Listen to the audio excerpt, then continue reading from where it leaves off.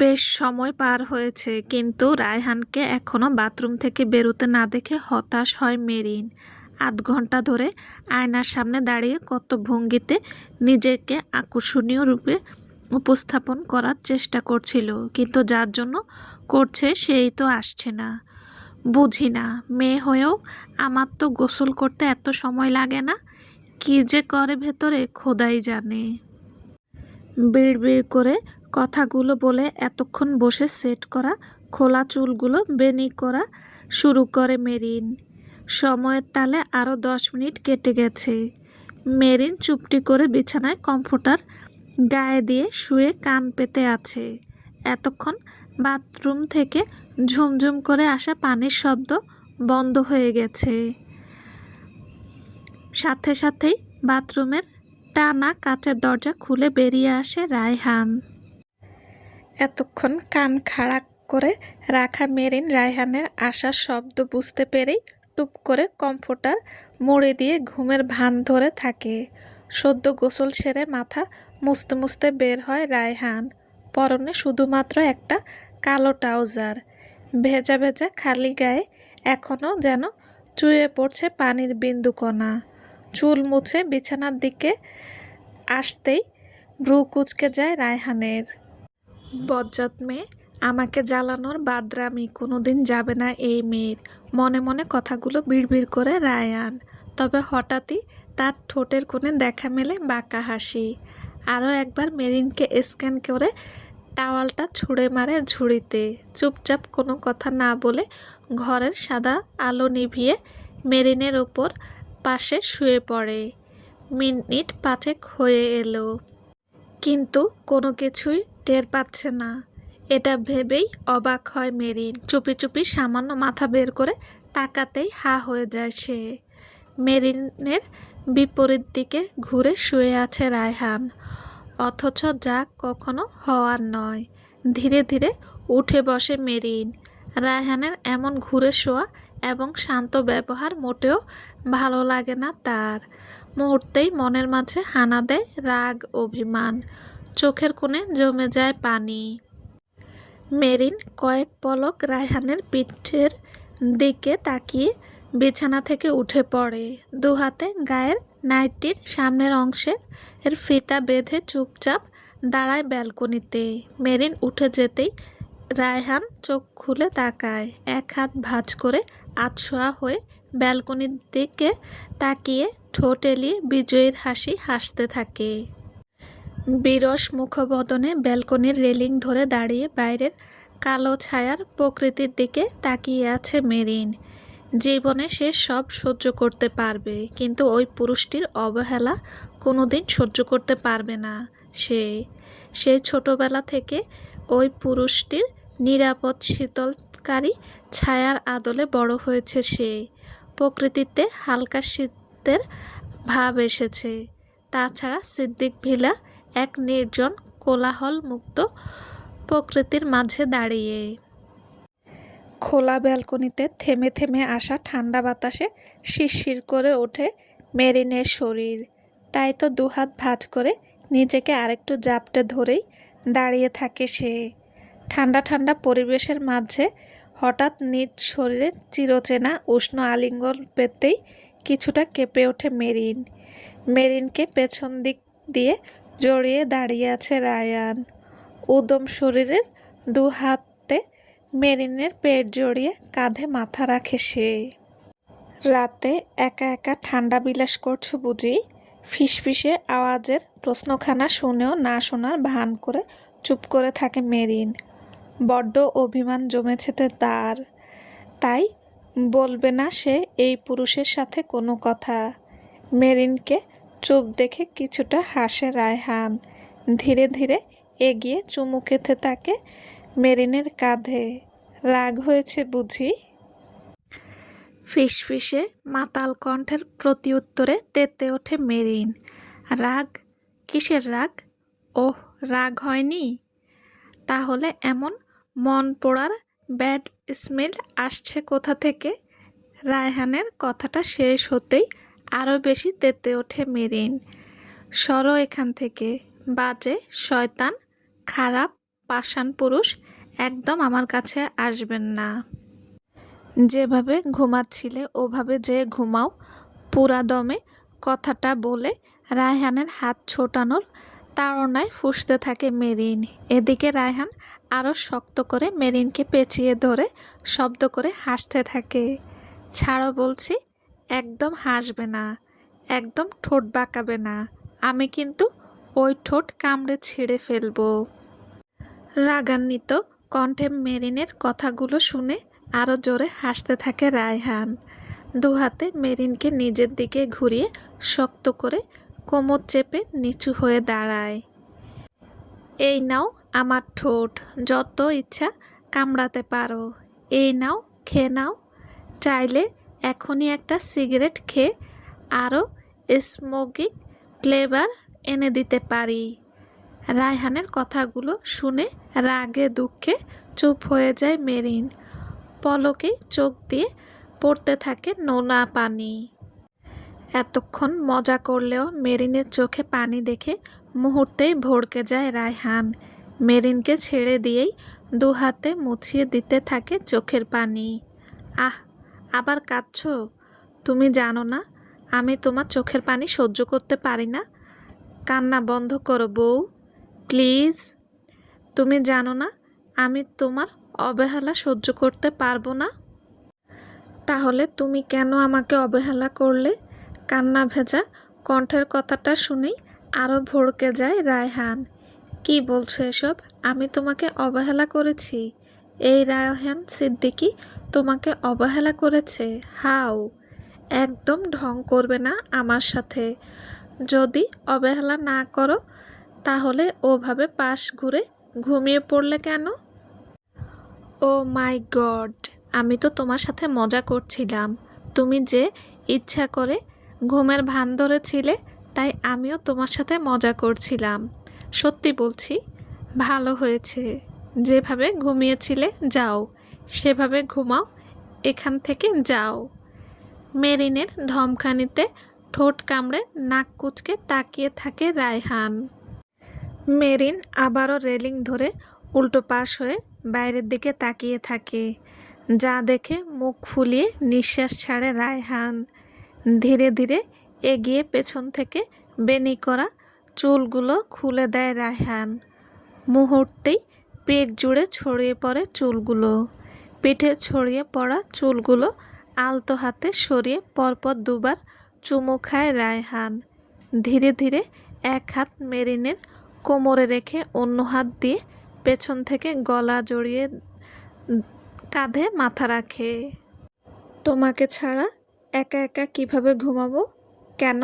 একটু আগে যেভাবে ঘুমিয়েছিলে, উফ, ওটা তো মজা করেছিলাম। বউ পাশে রেখে ওভাবে ঘুমানো যায়? এই রায়হান সিদ্দিকীকে ওভাবে ঘুমাতে দেখেছো কখনো? রায়হানের কথা শুনে মনে মনে হাসলেও চুপ করে থাকে মেরিন। রায়হান ধীরে ধীরে আরও ঘনিষ্ঠ হতে শুরু করে। এক হাতে বেঁধে রাখা ফিতাটা টান দিয়ে খুলে আরও গভীরভাবে কোমর চেপে ধরে। অন্য হাতে কাঁধ থেকে নাইটি কোটি নামিয়ে অনবরত চুমু খেতে থাকে। কি করছো রায়হান? আহ!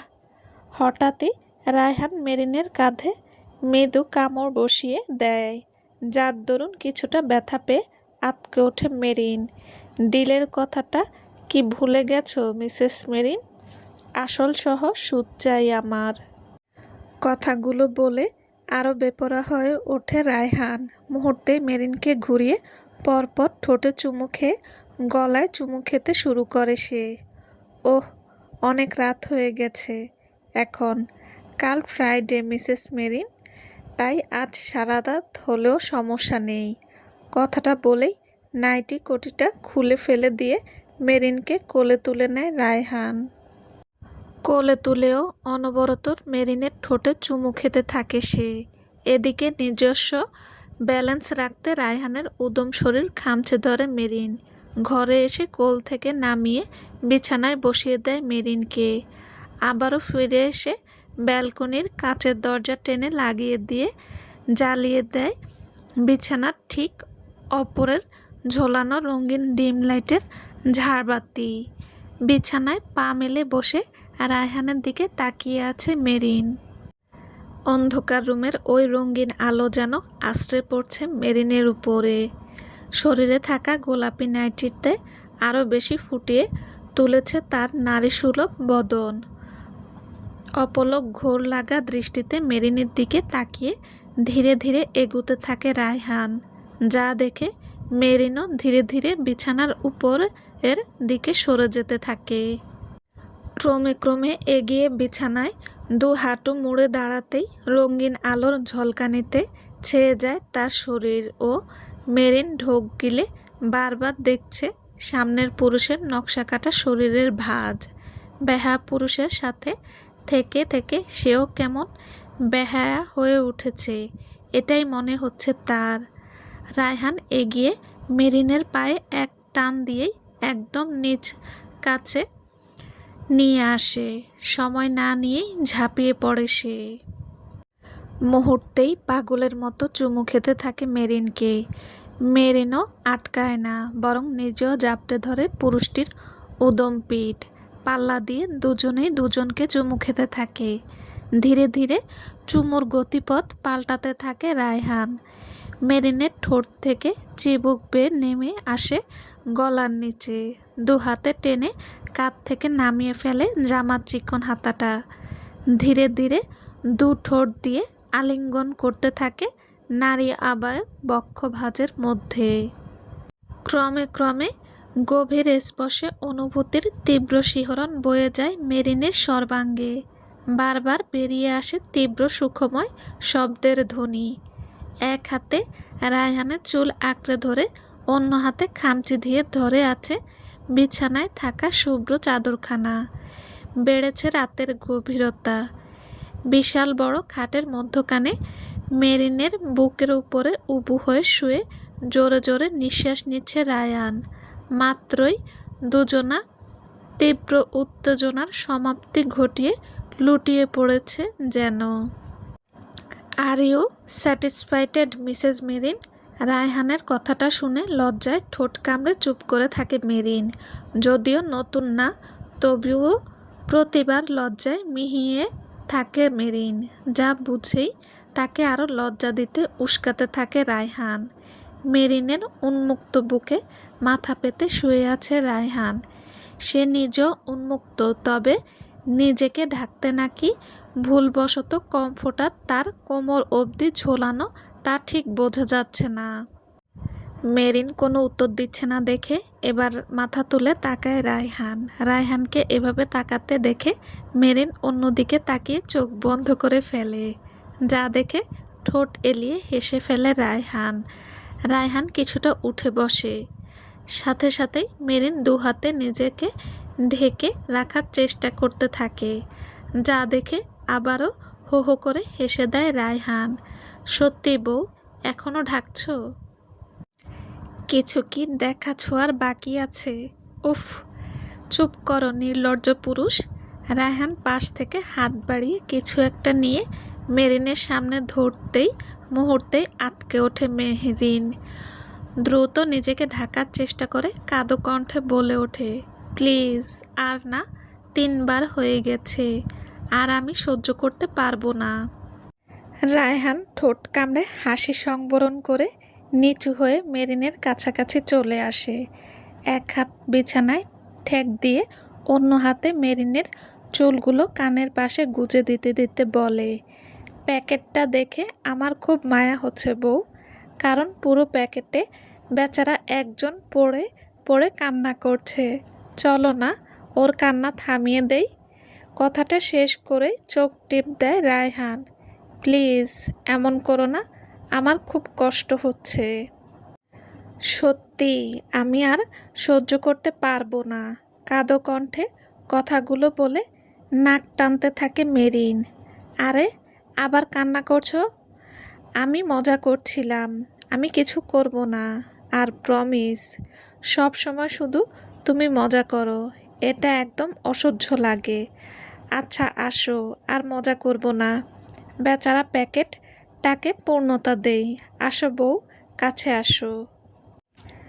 কথাটা বলেই রায়হান এগুতে নিলেই মেরিন উঁচু হয়েই বেশ জোরে কামড় বসিয়ে দেয় রায়হানের কাঁধে। আর একবার যদি কিছু করার চেষ্টা করো তাহলে আসল জিনিস কামড়ে ছিঁড়ে নেব বলে দিলাম।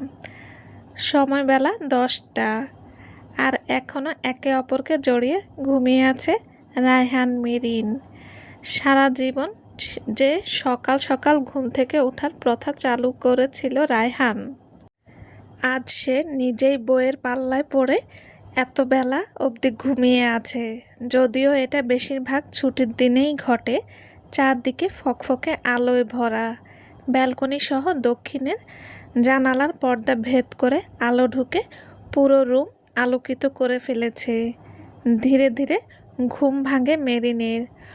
দু চোখ ডোলে ভালো করে চারপাশ একবার পর্যবেক্ষণ করে পাশ থেকে হাতড়িয়ে ফোন নিয়ে দেখে প্রায় 10:30 বেজে গেছে। ফোনটা রেখে এবার কিছুটা পিছু ফিরে তাকায় পিঠ ঘেঁষে আষ্টেপৃষ্ঠে জড়িয়ে থাকা ঘুমন্ত রায়হানের দিকে। মেরিন আলতো হাতে রায়হানের হাত পা নিজের ওপর থেকে সরিয়ে উঠে বসে। বুক অবধি কমফোর্টার টেনে পাশ ঘুরে তাকিয়ে থাকে রায়হানের দিকে। কমফোর্টার টেনে নেওয়ায় রায়হানের সমস্ত শরীর উন্মুক্ত হয়ে যায়। মেরিন এক পলকে রায়হানের মুখের দিকে তাকিয়ে থাকায় অত কিছু খেয়াল করেনি। মেরিন ধীরে ধীরে রায়হানের মুখ থেকে নিচের দিকে চোখ সরাচ্ছে। ক্রমে ক্রমে কণ্ঠনালীর অ্যাডামস আপেলে এসে চোখ আটকে যায় তার। এক হাত বাড়িয়ে কয়েকবার ছুঁয়ে দিয়ে মাথা নিচু করে চুমু খেয়েই বসে। আহ, আমার জামাইটা আসলেই অনেক জোশ, তাই তো প্রতিবার রাগ করেও তা ধরে রাখতে পারি না, হে হে।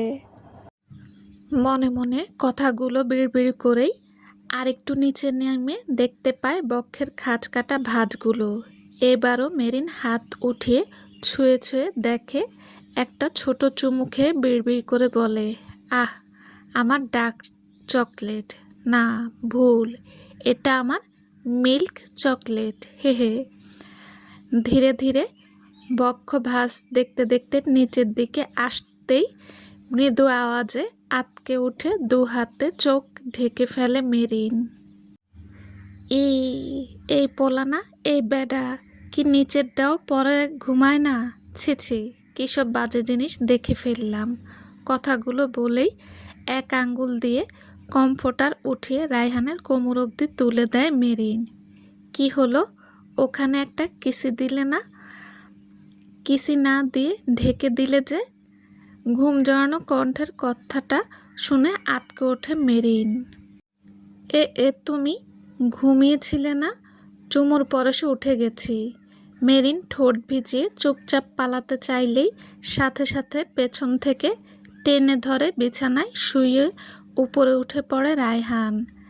মেরিন বেকায়দায় পড়ে ওঠার জন্য ছোটাছুটি করতে চাইছে, কিন্তু পারছে না। কি হলো, চুমু না দিয়ে কোথায় যাচ্ছ? চুমু? কিসের চুমু? কোন চুমু? কোনো চুমু নাই। উঠতে দাও, বেলা হয়ে গেছে। রায়হান আরও কাছে চলে আসে। ধীরে ধীরে মেরিনের দুহাত উঠিয়ে এক হাতে বন্দি করে ফেলে।